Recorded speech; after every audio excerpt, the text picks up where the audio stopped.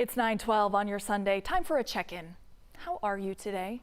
No, really, answer honestly here. If you're struggling, you're not alone. The pandemic has forced us all to confront mental health in a whole new way. Today is World Mental Health Day, so we want to take a moment to be mindful about the struggles so many still face. So we are checking back in with Shanti, a local mental health advocate who knows grief too well and the daily strength it takes to heal. We caught up with Shanti on her way to New York.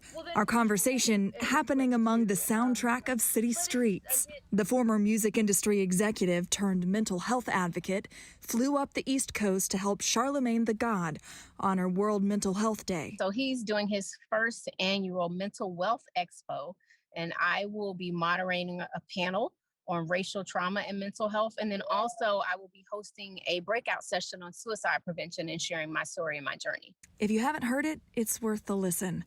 She talks about losing her father and best friend to suicide and the sudden loss of her sister and how grief filled and colored her world. Now she's recognizing that heavy feeling in the faces of so many still trudging through this pandemic. And certainly whenever I look at my timeline on social media, I'm seeing, oh, rest in peace to this person, rest in peace to that person. And so it's a lot of grief going on right now that people are trying to navigate through the grief process. More than 700,000 people have died from COVID-19 here in the U.S. But it doesn't have to be a death. There are lots of life moments that can spark the grieving process. So not only can we experience grief and loss from the loss of a loved one, it can be the loss of a job.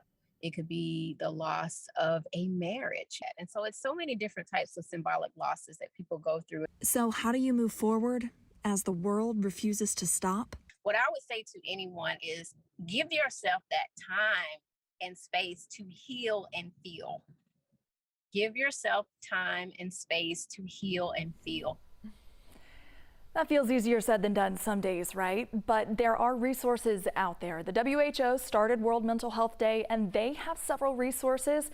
There is a free text line if you need immediate counsel. And then there's always Shanti's organization called Silence the Shame. We will link you to all of these resources and many more in this story on 11alive.com. Sam.